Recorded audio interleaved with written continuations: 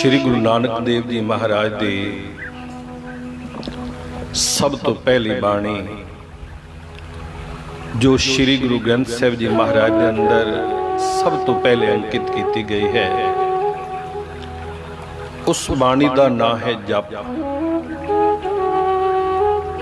जप तू भाव है, हे जीव तू उस परमात्मा नू याद कर। इस बाणी के अंदर दो श्लोक ने। पहला श्लोक है आद सच जुगाद सच है भी सच नानक होसी भी सच। यह है बाणी के आरंभ तो ते अंत दे विच भी एक श्लोक है जिहड़ा आप सारियां नूं याद होना प्यारी साध संगत कि ओ है पवन गुरु पानी पिता माता धरत महत दिवस रात दोए दाई दाया खेले सगल जगत चंगियाइयां बुरियाइयां वाचे धर्म हदूर करमी आपो अपनी के नेड़े के दूर।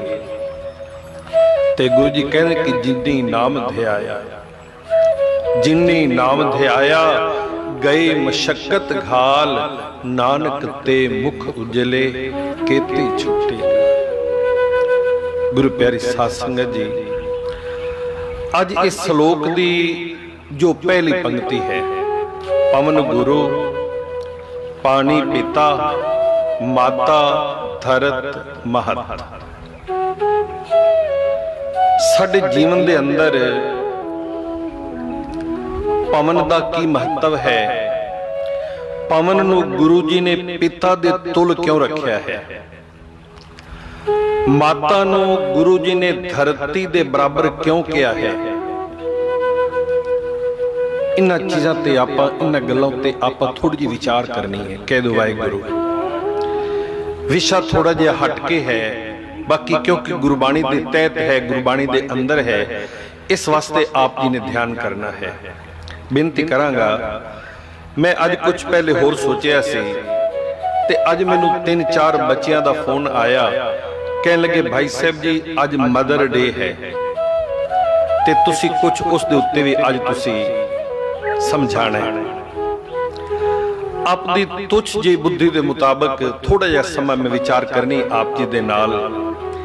वैसे एक बेनती करांगा मैं अज दे बच्चियां नूं, सानू याद नहीं आउंदा कि असी बचपन दे अंदर या जवानी विच कदी असी इस बारे सुनिया होवे कि अज मदर डे है। ये जो मदर डे दा विषय है ना, एक साडे इंडिया दा विषय नहीं है, साडे भारत देश दा ये मौजू नहीं है प्यारी साध संगत, ये है विदेशां दा। जदों तो साडे बच्चे अंग्रेजी स्कूलों च पढ़ने शुरू हो गए, फिर उत्थे उन्हां नूं जिहड़े अंग्रेज टीचर ने वो ये चीज़ां सिखांदे ने। इसका कारण की है, हुण आपां कहां भी कमाल दी गल है, मदर दा विषय वो इंडिया दा नहीं ते वो विदेशां दा विषय है। एक बेनती करांगा प्यारी साध संगत, आप जानते हो कि साडी जिहड़ी वैसटर्न कंट्रियां ने, अंग्रेज लोग ने या जो जिहड़े उस साइड दे वसनीक ने, उन्हां दे घर दा कुछ इस तरह का एक तरीका होंदा है कि जदों बच्चा थोड़ा जिहा समझ जाता है ना, 18 साल का हो जावे बच्चा, अडल्ट हो जावे, माँ बाप उस बच्चे नूं आज़ाद कर देंदे ने। फिर बच्चा अपने माँ बाप तो अलग रहना शुरू हो जाता है। फिर की होंदा है प्यारी साध संगत की उन्हां दे जिहड़े अगू मुखी ने उन्हां देशां दे, उन्होंने इस तरह का एक दिन फिक्स कर दिता कि अज फादर डे है, अज मदर डे है, अज फ्रेंड डे है, अज फलाना दिन है, अज इस तरह के उन्होंने दिन निश्चित कर दिते कि उस दिन माँ बेशक वो उसके बाप दे नाल रह रही है या अलग किसी नाल रह रही है या कल्ली रह रही है, वो उस दिन आके वो अपनी औलाद नूं मिलदी है। कह दो वाहिगुरू। उन्होंने तरफ एक दिन फिक्स किया जाता है, इस वास्ते उस दिन नूं उन्होंने मदर डे कह दिता। मैनू अज में पता लग्या ते मैं घर विच गल कीती, छोटा जिहा बच्चा पोतरा मेरा, मैं मजाक किया बच्चे नाल, मैं कहा बेटा बई अज मदर डे है तुसीं दस रहे हो, ਬਈ ਕਦੀ ਫਾਦਰ ਡੇ ਹੁੰਦਾ ਹੈ, ਕਦੀ ਮਦਰ ਡੇ ਹੁੰਦਾ ਹੈ। ਮੈਂ ਕਿਹਾ ਕਦੀ ਬਈ ਦਾਦੀ ਜਾਂ ਦਾਦਾ ਡੇ ਵੀ ਹੁੰਦਾ ਹੈ। ਕਹਿਣ ਲੱਗਾ ਜੀ ਮੈਂ ਹੁਣੇ ਪੁੱਛ ਕੇ ਆਉਣਾ ਮੰਮੀ ਕੋਲ, ਤੇ ਫਿਰ ਆ ਕੇ ਦੱਸਣਾ। ਕਹਿ ਦਿਓ ਵਾਹਿਗੁਰੂ। ਹੁਣ ਸੋਚਣਾ ਪਿਆਰੀ ਸਾਧ ਸੰਗਤ ਜੀ, ਬੱਚਿਆਂ ਨੂੰ ਇਸ ਗੱਲ ਦਾ ਪਤਾ ਵੀ ਨਹੀਂ, ਦਾਦੇ ਤੇ ਦਾਦੀ ਬਾਰੇ ਨਹੀਂ, ਤੇ ਇਹ ਹਕੀਕਤ ਜੇ ਪਿਆਰੀ ਸਾਧ ਸੰਗਤ। ਅਸੀਂ ਵੀ ਜਦੋਂ ਅਰਦਾਸ ਕਰਨੇ ਆ ਨਾ, ਸਾਨੂੰ ਪੁੱਛਣਾ ਪੈਂਦਾ ਹੈ ਬਈ ਫਲਾਣੇ ਦਾ ਨਾਂ ਕੀ, ਕਿਉਂਕਿ ਸਾਡਾ ਸੰਬੰਧ ਉੱਥੋਂ ਤੱਕ ਹੈ ਜਿੱਥੋਂ ਤੱਕ ਜਿਹੜੇ ਸਾਡੇ ਨਾਲ ਰਹਿ ਰਹੇ ਨੇ ਉੱਥੋਂ ਤੱਕ ਸੰਬੰਧ ਹੈ। ਨਹੀਂ ਪਿਆਰੀ ਸਾਧ ਸੰਗਤ, ਸਾਨੂੰ ਆਪਣੀ ਕੁਲ ਦੇ ਬਾਰੇ, ਸਾਨੂੰ ਆਪਣੀ ਵੰਸ਼ ਦੇ ਬਾਰੇ ਸਾਨੂੰ ਪੂਰਾ ਪਤਾ ਹੋਣਾ ਚਾਹੀਦਾ ਹੈ। ਦਾਦਾ ਉਹ ਕੌਣ ਸੀ, ਪੜਦਾਦਾ ਕੌਣ ਸੀ, ਉਸ ਤੋਂ ਅੱਗੇ ਹੋਰ 8-10 ਪੀੜ੍ਹੀਆਂ ਤੱਕ ਸਾਨੂੰ ਉਹਨਾਂ ਦੇ ਨਾਂ ਚੇਤੇ ਹੋਣੇ ਚਾਹੀਦੇ ਨੇ ਕਿ ਅਸੀਂ ਫਲਾਣੀ ਕੁਲ ਦੇ ਨਾਲ ਸੰਬੰਧ ਰੱਖਦੇ ਹਾਂ। ਮੈਂ ਜਿਹੜੀ ਗੱਲ ਕਰਨ ਲੱਗਿਆ ਸੀ ਪਿਆਰੀ ਸਾਧ ਸੰਗਤ, ਮਾਂ ਦਾ ਸਾਡੇ ਜੀਵਨ ਦੇ ਅੰਦਰ ਕੀ ਮਹੱਤਵ ਹੈ, ਗੁਰਬਾਣੀ ਇਸ ਗੱਲ ਤੇ ਕੀ ਕਹਿੰਦੀ ਹੈ। ਗੁਰੂ ਜੀ ਨੇ ਕਹਿ ਦਿੱਤਾ ਕਿ ਪਵਨ ਗੁਰੂ, ਪਾਣੀ ਪਿਤਾ, ਮਾਤਾ ਧਰਤ ਮਹਤ। ਮਾਂ ਦਾ ਕਿਰਦਾਰ ਸਾਡੇ ਜੀਵਨ ਦੇ ਅੰਦਰ, ਜੋ ਸਾਡੇ ਜੀਵਨ ਦੇ ਅੰਦਰ ਇੱਕ ਧਰਤੀ ਮਾਤਾ ਦਾ ਕਿਰਦਾਰ ਹੈ ਨਾ, ਸਾਡੇ ਜੀਵਨ ਦੇ ਅੰਦਰ ਮਾਂ ਦਾ ਕਿਰਦਾਰ ਉਹੀਓ ਹੈ। ਧਰਤੀ ਦੇ ਵਿੱਚੋਂ ਅੱਜ ਆਪਾਂ ਵੇਖਨੇ ਆ, ਇਹ ਜੋ ਵੀ ਅਨਾਜ ਪੈਦਾ ਹੁੰਦੇ ਨੇ, ਹਰ ਚੀਜ਼ ਦੀ ਸ਼ੁਰੂਆਤ ਉਹ ਧਰਤੀ ਦੇ ਵਿੱਚੋਂ ਹੁੰਦੀ ਹੈ। ਬਿਲਕੁਲ ਇਸੇ ਤਰ੍ਹਾਂ ਸਾਡੇ ਜੀਵਨ ਦੇ ਅੰਦਰ ਸਾਡੇ ਕੋਈ ਸੰਬੰਧ ਬਣਦੇ ਨੇ ਨਾ, ਉਹ ਬਣਦੇ ਨੇ ਕੇਵਲ ਮਾਂ ਤੇ ਬਾਪ ਦੇ ਉੱਤੇ ਸੰਬੰਧ ਬਣਦੇ ਨੇ। ਕਹਿ ਦਿਓ ਵਾਹਿਗੁਰੂ। ਮਾਂ ਤੇ ਬਾਪ ਦੇ ਨਾਲ ਸਾਡੇ ਸੰਬੰਧ ਸ਼ੁਰੂ ਹੁੰਦੇ ਨੇ। ਅਗਰ ਮਾਂ ਬਾਪ ਨਹੀਂ ਤੇ ਬੱਚਾ ਨਹੀਂ, ਅਗਰ ਬੱਚਾ ਨਹੀਂ, ਮਾਂ ਬਾਪ ਨਹੀਂ, ਫਿਰ ਸਾਡਾ ਕੋਈ ਭਰਾ ਵੀ ਨਹੀਂ, ਸਾਡੀ ਕੋਈ ਭੈਣ ਵੀ ਨਹੀਂ, ਸਾਡਾ ਕੋਈ ਦਾਦਾ ਵੀ ਨਹੀਂ, ਸਾਡੀ ਕੋਈ ਦਾਦੀ ਹੀ ਨਹੀਂ। ਸਾਡਾ ਕਿਸੇ ਤਰ੍ਹਾਂ ਦਾ ਫਿਰ ਜੋ ਰਿਸ਼ਤੇ ਨੇ, ਇਹ ਰਿਸ਼ਤਿਆਂ ਦੀ ਸਾਡੀ ਸ਼ੁਰੂਆਤ ਕਿੱਥੋਂ ਹੁੰਦੀ ਹੈ? ਇਹ ਹੁੰਦੀ ਹੈ ਮਾਂ ਤੇ ਬਾਪ ਦੇ ਕੋਲੋਂ। ਕਹਿ ਦਿਓ ਵਾਹਿਗੁਰੂ। ਮਾਂ ਦਾ ਸਾਡੇ ਜੀਵਨ ਦੇ ਅੰਦਰ ਐਡਾ ਵੱਡਾ ਕਿਰਦਾਰ ਹੈ। ਦੂਸਰਾ ਗੁਰੂ ਜੀ ਨੇ ਗੱਲ ਕੀਤੀ ਪਵਨ ਗੁਰੂ, ਇੱਕ ਗੁਰੂ ਦਾ ਕਿਰਦਾਰ ਸਾਡੇ ਜੀਵਨ ਦੇ ਅੰਦਰ ਕਿਤਨਾ ਹੈ।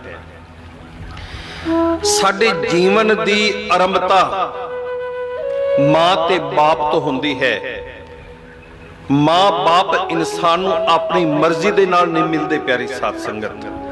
ਬਾਕੀ ਦੇ ਰਿਸ਼ਤੇ ਅਸੀਂ ਜੋੜ ਸਕਨੇ ਆ, ਅਸੀਂ ਕਿਸੇ ਨੂੰ ਰਿਸ਼ਤੇ ਦੀ ਭੈਣ ਬਣਾ ਸਕਨੇ ਆ, ਅਸੀਂ ਕਿਸੇ ਨੂੰ ਰਿਸ਼ਤੇ ਦਾ ਚਾਚਾ ਤਾਇਆ ਜਾਂ ਮਾਮਾ ਬਣਾ ਸਕਨੇ ਆ। ਬਾਕੀ ਜਿਹੜਾ ਮਾਂ ਤੇ ਬਾਪ ਦਾ ਸੱਕਾ ਰਿਸ਼ਤਾ ਹੈ ਨਾ ਪਿਆਰੀ ਸਾਧ ਸੰਗਤ, ਇਹ ਦੁਨੀਆ ਦੇ ਅੰਦਰ ਕੇਵਲ ਇੱਕ ਹੈ। ਕਹਿ ਦਿਓ ਵਾਹਿਗੁਰੂ। ਮਾਂ ਬਾਪ ਤੋਂ ਬਾਅਦ ਬਾਕੀ ਦੇ ਸਾਡੇ ਸਾਰੇ ਰਿਸ਼ਤੇ ਸ਼ੁਰੂ ਹੁੰਦੇ ਨੇ। 3 ਰਿਸ਼ਤੇ ਮੁੱਖ ਤੌਰ ਤੇ ਸਾਡੇ ਜੀਵਨ ਦੇ ਅੰਦਰ ਬੜਾ ਇੱਕ ਵੱਡਾ ਉਹਨਾਂ ਦਾ ਕਿਰਦਾਰ ਹੈ।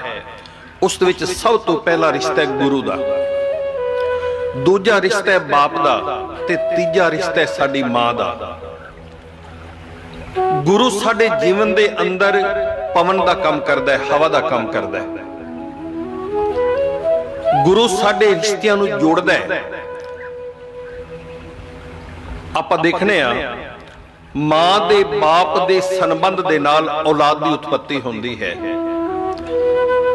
ਮਾਂ ਦਾ ਹਰਕਤ, ਬਾਪ ਦਾ ਬਿੰਦ, ਉੱਥੋਂ ਸ਼ੁਰੂਆਤ ਹੋਈ ਤੇ ਉਸ ਨੂੰ ਜੀਵਨ ਦੇਣ ਵਾਲਾ ਕੌਣ ਹੈ? ਉਸ ਨੂੰ ਜੀਵਨ ਦੇਣ ਵਾਲੀ ਹੈ ਹਵਾ, ਪਵਨ।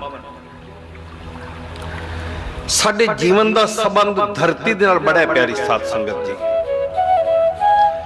ਇੱਕ ਸਮਾਂ ਹੁੰਦਾ ਹੈ ਆਦਮੀ ਬਜ਼ੁਰਗ, ਬਜ਼ੁਰਗ ਤੋਂ ਪਹਿਲੇ ਜਵਾਨ, ਜਵਾਨ ਤੋਂ ਪਹਿਲੇ ਬੱਚਾ, ਬੱਚੇ ਤੋਂ ਪਹਿਲੇ ਮਾਂ ਦੇ ਪੇਟ ਦੇ ਅੰਦਰ ਇੱਕ ਮਾਸ ਦਾ ਲੋਥੜਾ, ਲੋਥੜੇ ਤੋਂ ਪਹਿਲੇ ਉਹ ਬੱਚਾ ਬਲੱਡ, ਤੇ ਬਲੱਡ ਕਿੱਥੋਂ ਬਣਿਆ? ਉਹ ਬਣਿਆ ਖੁਰਾਕ ਦੇ ਵਿੱਚੋਂ। ਤੇ ਖੁਰਾਕ ਪੈਦਾ ਕਿੱਥੋਂ ਹੁੰਦੀ ਹੈ? ਉਹ ਹੁੰਦੀ ਹੈ ਮਿੱਟੀ ਦੇ ਵਿੱਚੋਂ, ਧਰਤੀ ਦੇ ਵਿੱਚੋਂ। ਹੁਣ ਸਾਡੇ ਜੀਵਨ ਦੀ ਸੰਬੰਧ ਸ਼ੁਰੂਆਤ ਕਿੱਥੋਂ ਹੋਈ? ਧਰਤੀ ਤੋਂ ਖੁਰਾਕ, ਖੁਰਾਕ ਤੋਂ ਬਲੱਡ, ਬਲੱਡ ਤੋਂ ਮਾਸ, ਮਾਸ ਤੋਂ ਬੱਚਾ, ਬੱਚੇ ਤੋਂ ਜਵਾਨ, ਜਵਾਨ ਤੋਂ ਬੁੱਢਾ, ਬੁੱਢੇ ਤੋਂ ਬਾਅਦ ਫਿਰ ਜਾ ਕੇ ਉਸ ਨੂੰ ਮਿੱਟੀ ਦੇ ਅੰਦਰ ਮਿਲਾ ਦਿੱਤਾ ਜਾਂਦਾ ਹੈ। ते भगत कबीर जी ने बड़ा कह दिया, सुंदर के अपनी बाणी दे अंदर कि कबीर, भगत कबीर जी कहते ने कि धूड़ी सकेल के, कबीरा धूड़ सकेल के, कुड़िया बांधी देह, दिन से चार को पेखना, अंत खे के खे। साडा जीवन जो है मिट्टी तो बनता है, साडा जीवन मां तो बनता है, ते साडे मां दे जीवन दा, साडे जीवन दे अंदर मां दा एक बड़ा वड्डा किरदार है। प्यारी साध संगत, कह दो वाहिगुरू वाहिगुरू। मैं एक जगह ते सुन लिया सी, एक साखी, कोई बादशाह ओ गया महापुरुषों दे कोल, कह लगा जी मैं जीवन दे अंदर सुनिया कि आदमी दे उत्ते 3 तरह दे ऋण होंदे ने, ते मैं वो ऋण उतारना चाहना। एक ऋण हुंदा है साडे उत्ते साडी धरती माता दा, दूजा ऋण साडे उत्ते हुंदा है साडे गुरु दा, ते तीजा ऋण हुंदा है साडे उत्ते मां ते बाप दा। कह दो वाहिगुरू वाहिगुरू। कहने लगा जी मेरे कोल बड़ा धन है, बड़ा धन है मेरे कोल, ये सारे दे सारे ऋण कर्जे मैं उतारना चाहना। महापुरुष मुस्कुरा पे, कहने लगे बेटा हो सकता है, ये तू उतार सकना है। धरती दा तेरे ते जो बोझ है, मातृभूमि दा तेरे ते बोझ है, उसनू तू उतार सकना है। वो तू की करेगा? अगर तू धरती ते रहने वाली पब्लिक, उस पब्लिक दा तू ध्यान करेगा, तेरे उत्ते उसका कर्ज उतर जाएगा। गुरु दा ऋण भी तू उतार सकना है। गुरु ने तेनू ज्ञान दिता। एक बेनती करांगा प्यारी साध संगत, जिस तरह साडे जीवन दी शुरुआत मां ते बाप तो हुंदी है ना, साडे अध्यात्मिक जीवन दे अंदर बिल्कुल गुरु दा उसे तरह संबंध है। अगर गुरु नहीं ते ज्ञान नहीं, गुरु नहीं ते मन नू शांति नहीं, गुरु नहीं ते नाम नहीं, गुरु नहीं ते परमेश्वर नहीं। परमेश्वर दा रस्ता सानू कौन दसदा है? वो साडे जीवन दे सानू दसदा है गुरु। मन नू सकून किवें आवे, मन नू शांति किवें आवे, अगर ये सानू कोई सिखांदा है, वो सानू साडा गुरु सिखांदा है। ये गुरु दा संबंध एक पवन दी तरह है, जिस तरह जीवन ते मां बाप ने बना दिता, उस जीवन नू जिंदा रखण दे वास्ते साडे जीवन दे अंदर श्वासा दा बड़ा एक महत्व है। बिल्कुल इसे तरह प्यारी साध संगत, साडे जीवन दे अंदर गुरु दा संबंध, पवन नू गुरु जी ने पानी, पवन नू गुरु क्यों कहा गुरु जी ने? बिल्कुल इसे तरह जिस तरह सवास साडे जीवन दे अंदर बड़े जरूरी ने, सवासा तो बिना साडा जीवन नहीं चल सकता। बिल्कुल इसे तरह आध्यात्मिक लाइन दे अंदर असी वेखिए ना, ते गुरु तो बिना भी साडा कोई जीवन नहीं। कह दो वाहिगुरू वाहिगुरू। मैं जिहड़ी गल कह लग्या सी, वो गया कि कहंदा हो सकता है तू अपनी धरती दा ऋण, मातृभूमि दा ऋण उतार दे। हो सकता है तू अपने गुरु दा ऋण, गुरु तेनू कहे बेटा तू इत्थे ए काम कर, तू कोई स्कूल बना दे, तू कोई कॉलेज बना दे, कोई यूनिवर्सिटी बना दे, तू गरीब बच्चियां दी शादी कर दे, उन्हां नू पढ़ा दे। इस तरीके दे नाल गुरु दा ऋण भी तू उतार सकना है। गुरु तेरे को जो मंगेगा तू दे सकना है। बाकी मां ते बाप दा जिहड़ा ऋण है ना, खास करके मां दा ऋण, ये उतारना बड़ा औखा है। कहने लगा जी मेरे को बड़ा पैसा है, मेरे को बड़ा पैसा है, मैं उतार सकना। तो महापुरुष मौज विच आए, कहने लगे बेटा उतर सकदा, उस तक तेनू काम करना पेगा, उस ते तेरा कोई खर्चा नहीं होएगा। कहने लगा जी दसो, खर्चा भी ना होवे ते मां दा ऋण उतर जावे, मैं उतारन नूं तैयार हां। महापुरुष एक इट लैके आए प्यारी साध संगत, 2 किलो दी एक इट सी। कह दो वाहिगुरू। 2 किलो का पत्थर। कहने लगा बेटा पत्थर ले जा, इस पत्थर नूं 9 महीने तो अपने पेट दे नाल बन के रखना है। 9 महीने तो बाद तू आ जाए, तेरा कर्ज उतर जाएगा। ले लिया प्यारी साध संगत। 2 दिन या 3 दिन बड़ी मुश्किल दे नाल वो बर्दाश्त कर सकिया। उस 2 किलो दे वट्टे नूं, इट नूं अपने पेट नाल बन के रख सकिया। वापस आ गया। कहने लगा गुरु जी ऐ नहीं हो सकता। कहने लगे बेटा फिर तू किवें कह सकना है कि मैं अपनी मां दा ऋण उतारांगा? मां दा ऋण इस तरीके नाल नहीं उतारिया जा सकता। असी कभी कि मां पैसे दे नाल, मां दा ऋण असी कुछ दे के उतारांगे, पुराना समा सी प्यारी साध संगत। अजकल च बच्चे नूं जदों कहा जांदा है ना मां दा साडे ते काहदा रिन है जी, उस टाइम पे की करदे सी मां, ओ जी जिहड़ी गिले बिस्तर ते आपने सौ जाना, बच्चे नूं सुक्के बिस्तर ते सवा देना। कहने लगा एक बड़ी वड्डी गल है, माँ बाप दे कोल नहीं होने ऐसे कपड़े, वो नहीं कर सकते सी आप, इस वास्ते साडे ते उन्हां दा काहदा करजा। नहीं प्यारी साध संगत, मां जिस ने सानू जीवन दिता, जिस दी बदौलत असी इस धरती उत्ते आए, अगर मां ना होंदी ते सानू जीवन ना मिलदा। साडा जीवन दे अंदर मां दा एक बड़ा वड्डा महत्व, चरना ते डिग पिया। कहने लगा मां दा करजा नहीं उतारिया जा सकदा। प्यारी साध संगत जी, भाई गुरदास जी जगह ते बड़ा सुंदर लिखे है, वो कहते कि ओ जीव अकिरत घन ने जेड़े किसी दी कीती नूं नहीं जानदे।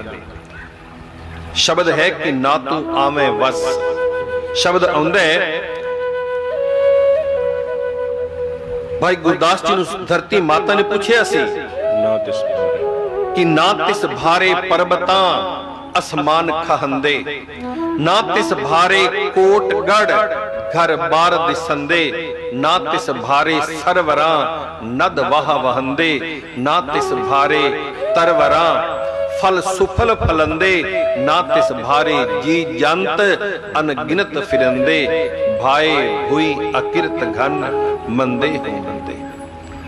कह लगे कि धरती मां ने जो पूछया ना, भाई गुरदास साहब ने पूछया धरती माता कोलों, माता जी तुहाडे ते इतनी दुनिया, तुहाडे ते इतनी बिल्डिंगां, तुहाडे उत्ते इतने समुंदर, तुहाडे उत्ते इतनी बनस्पति, तुहाडे ते इतना जी जंत रह रहा है, क्या तुहानू बोझ नहीं लगदा?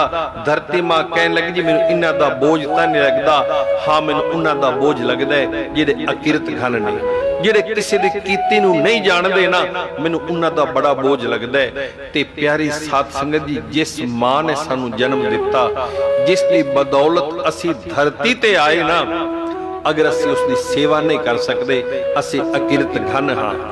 ते अकिरत घन दे वास्ते संसार दे अंदर, खास करके गुरमत दे अंदर, गुरु नानक नू ओ जीव कदी अच्छा नहीं लगदा जिहड़ा अकिरत घन होवे, जिहड़ा किसी दी कीती नू नहीं जानदा होवे। एक महापुरुषां ने एक अखबार दे अंदर एक पढ़िया ते उन्होंने अपनी कथा विच सुनाया प्यारी साध संगत। कहने के आदमी अशोक कुमार उसका नाम, उसने अपनी जीवनी के अंदर एक घटना का जिक्र किया। कह लगा कि बचपन तो मैं जदों होश संभाली, मैं अपनी मां नूं वेखिया, मेरा बाप नहीं सी, ते मेरी जिहड़ी मां सी ना, वो बदसूरत इतनी सी कि उसकी एक अख नहीं सी। लोग उसनूं काणी कह के क्या करते सी, कह दो वाहिगुरू, लोग उसनूं काणी कहंदे सी। ते मां दी शक्ल इतनी भैड़ी सी कि वेख के उसनूं डर लगदा सी। कहने लगा जिवें मैं बाहर निकलदा सी, मैं खेडदा सी ना, ते बच्चे मेरे नाल मजाक करदे सी कि काणी दा पुत्तर है। मेरे मन दे अंदर अपनी मां दे प्रति नफरत आ गई। मां मेरे स्कूल जदों जाया करदी सी ना, ये अशोक कुमार लिख लिया अपनी जीवनी दे अंदर, कहंदे कि मेरी मां जदों स्कूल च जाया करदी सी ना, मैनू मिलन वास्ते, मैनू रोटी देन वास्ते, मैं उस दिन बड़ा गुस्सा करदा सी, मां तू रोटी देन वास्ते मैनू स्कूल च ना आई कर, क्योंकि मैं जदों तू आउनी है ना, मेरा सिर शर्म दे नाल नीचे झुक जांदा है, मैं बच्चियां दी गल्लां नहीं सुन सकदा, तेरी शक्ल इतनी गंदी है, उन्हें वेखण वास्ते दिल नहीं करदा।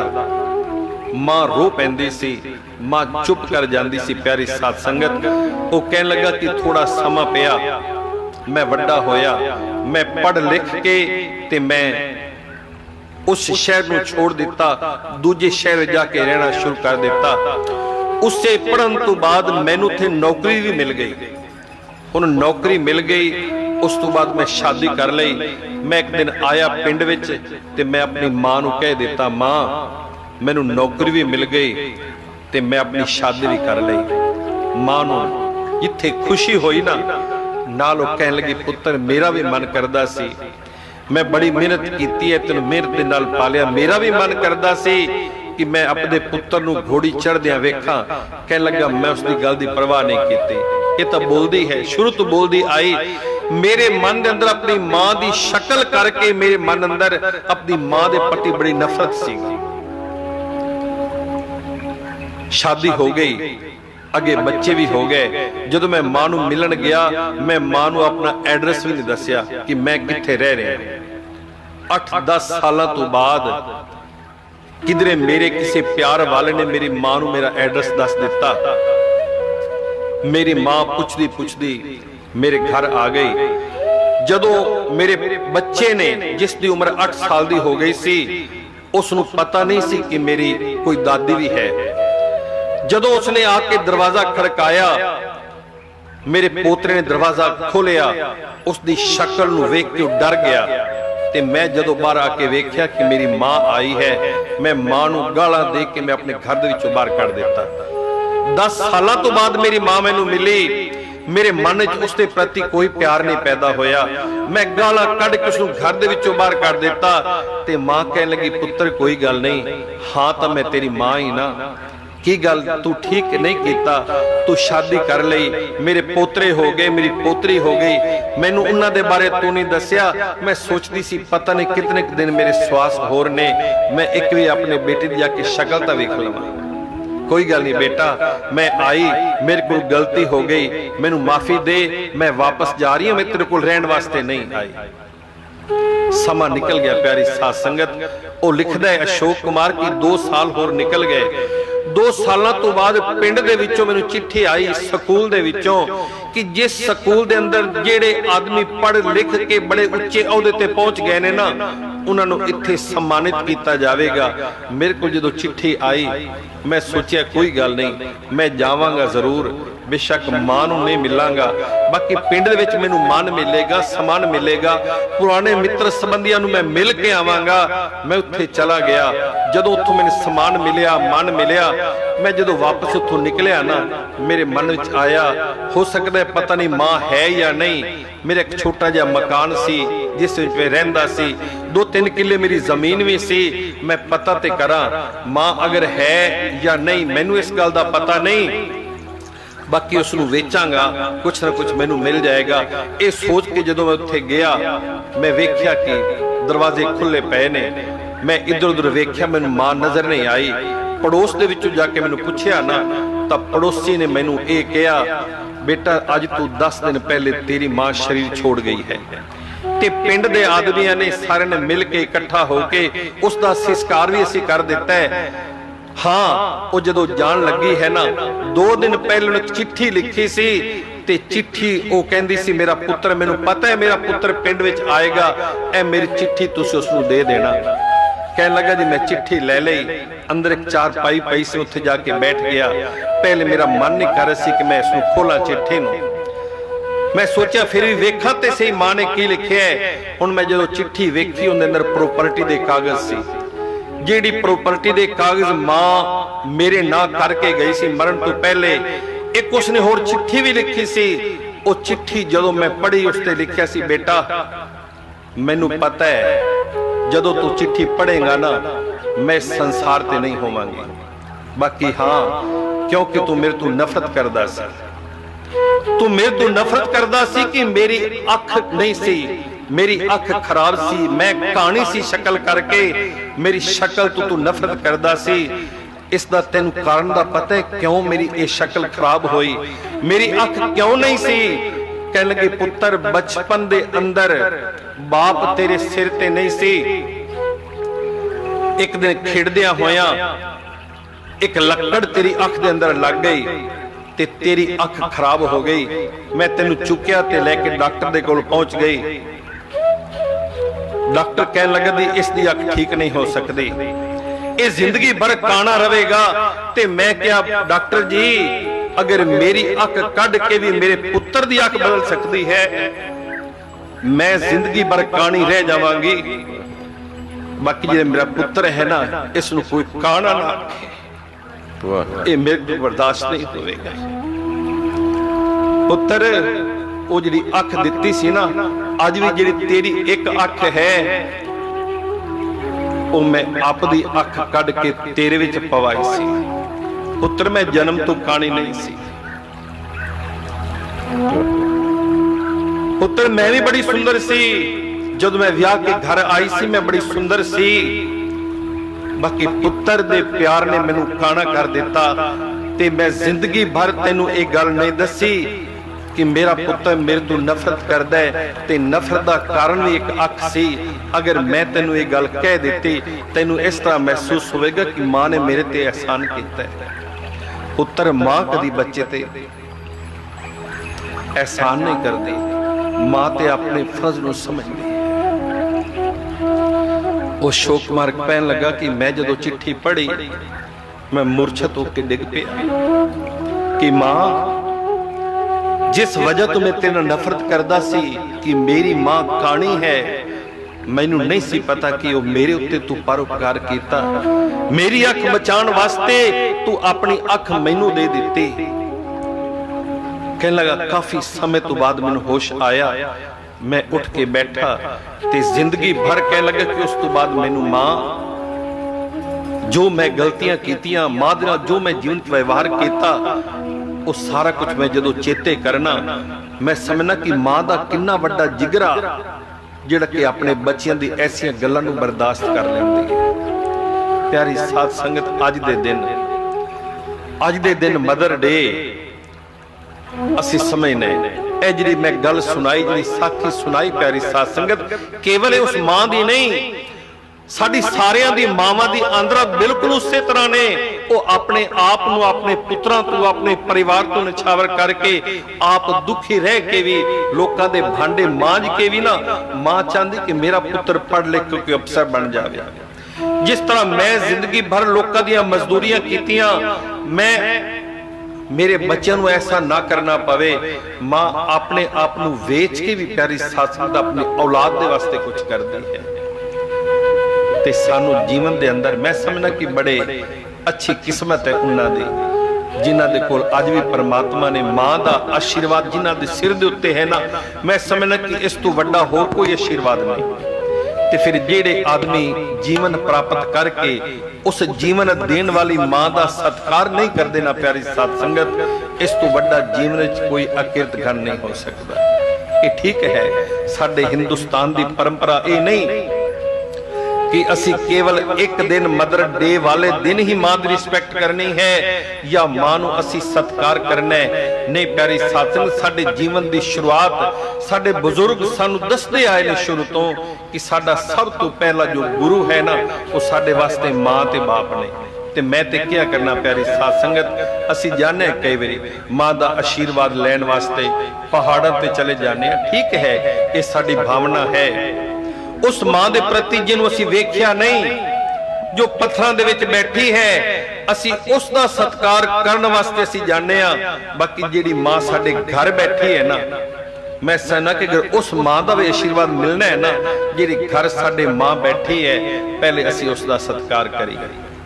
ਮਾਂ ਦੀ ਜ਼ਰੂਰਤ, ਮਾਂ ਨੂੰ ਕੱਪੜਾ, ਮਾਂ ਨੂੰ ਰੋਟੀ, ਮਾਂ ਨੂੰ ਦਵਾਈ, ਮਾਂ ਨੂੰ ਕੇਵਲ ਤੇ ਮਾਂ ਚਾਹੁੰਦੀ ਕੀ ਹੈ ਪਿਆਰੀ ਸਾਧ ਸੰਗਤ, ਮਾਂ ਤੁਹਾਡੇ ਕੋਲ ਕੋਈ ਜਦਾਦ ਨਹੀਂ ਮੰਗਦੀ, ਉਹ ਤੇ ਆਪਣਾ ਸਾਰਾ ਕੁਝ ਤੁਹਾਨੂੰ ਦੇ ਕੇ ਰਾਜੀ ਹੈ। ਮਾਂ ਕੇਵਲ ਅਗਰ ਮੰਗਦੀ ਹੈ ਨਾ ਸਾਡੇ ਕੋਲੋਂ ਰਿਸਪੈਕਟ ਮੰਗਦੀ ਹੈ, ਇੱਜ਼ਤ ਮੰਗਦੀ ਹੈ, ਪਿਆਰ ਮੰਗਦੀ ਹੈ, ਤੇ ਮਾਂ ਨੂੰ ਕੇਵਲ ਆਪਾਂ ਪਿਆਰ ਦੇਈਏ ਪਿਆਰੀ ਸਾਧ ਸੰਗਤ।